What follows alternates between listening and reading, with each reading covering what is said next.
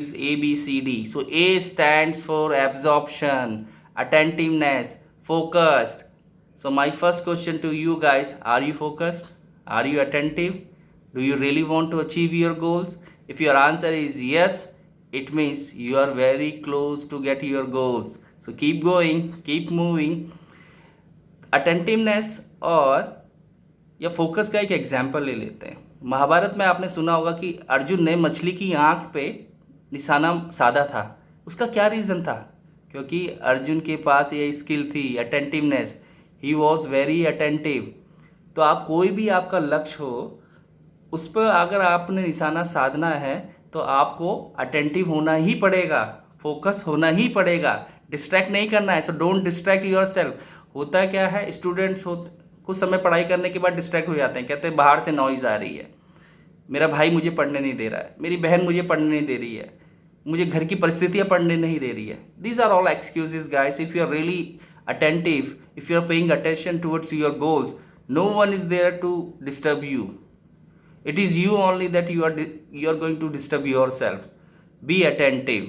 चाहे आप if you are a working professional, business girl, business woman, और कुछ भी आप काम कर रहे हो, उस काम में आप अटेंटिव रहिए, फोकस रहिए।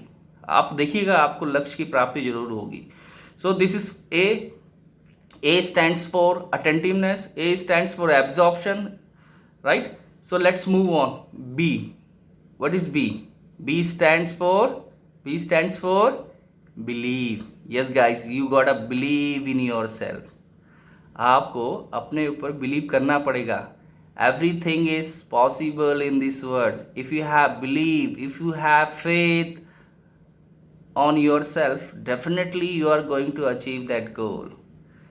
You have to ask these questions to yourself. Am I talented? Do I have a belief? Do I have a grit? If you ask these questions, definitely you are going to achieve your goals. So belief is very important. Every moment, every time, every day, every month, every year, you have to have believe in yourself. Yes, I am capable, I have capacity, I am going to do that task. Don't give up. होता क्या है, थोड़ा सा कुछ काम start करते हैं, उसके बाद हमारा बिलीव डगमगाने लग जाता है। डगमगाना नहीं है, keep going, keep moving, right guys? So I discuss about two things. A stands for absorptions, B stands for believe, and then C, it is very important guys.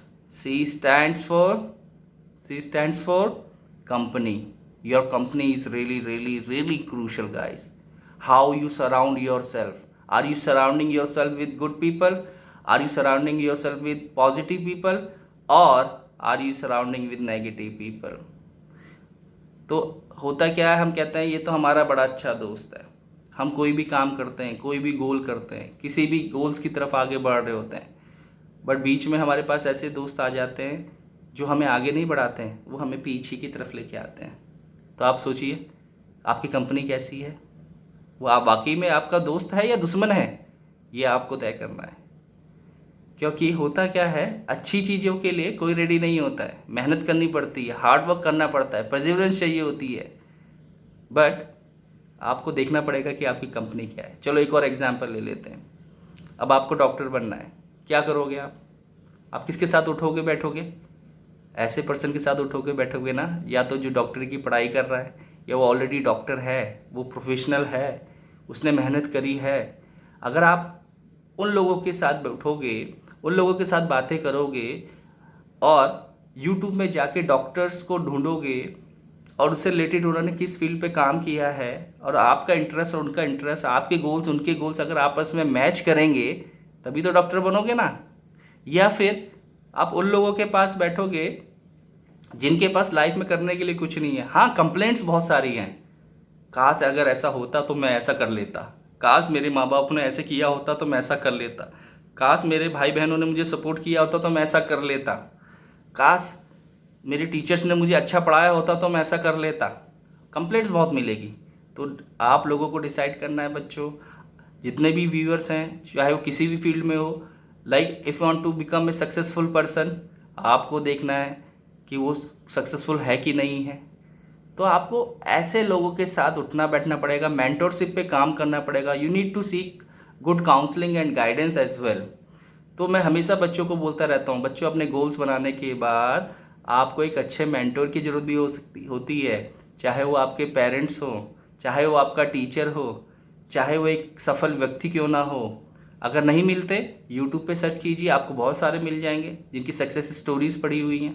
आप देखिए, अगर आप एक अच्छा स्पोर्ट्समैन या स्पोर्ट्स पर्सन या sports women बनना चाहते हैं या चाहती हैं, तो देखिए बहुत सारे एग्जाम्पल हैं, उनकी केस स्टडीज़ पढ़िए, आपको पता लग जाएगा। So company is very important and I told the law of attraction, जैसा आप सोचोगे वैसा ही बनोगे, जिसका साथ आप दोगे वैसा ही आप बनोगे। So now last, D. D means determination, perseverance, your grit.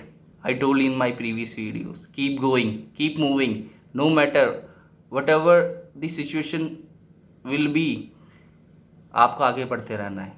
धीर तुम बढ़े चलो, वीर तुम बढ़े चलो, आपने सुना होगा ये। तो इस पे आपको काम करना है, रुकना नहीं है बिल्कुल भी। No matter whatever would be the challenges, hurdles in your way, keep going. होता क्या है, एक काम स्टार्ट करते हैं, थोड़े दिन उस गोल पे काम करते हैं, कहते हैं यार नहीं, ये this is not my cup of T, फिर दूसरे गोल्स पे चले जाते हैं, फिर दूसरा गोल स्टार्ट करते हैं, कहते हैं नहीं यार इसमें भी मज़ा नहीं आ रहा। अरे मज़ा चाहिए तो मज़ा तो नहीं आएगा। क्यों नहीं आएगा? क्योंकि अगर किसी चीज़ को अचीव करना है, so you have to put your efforts.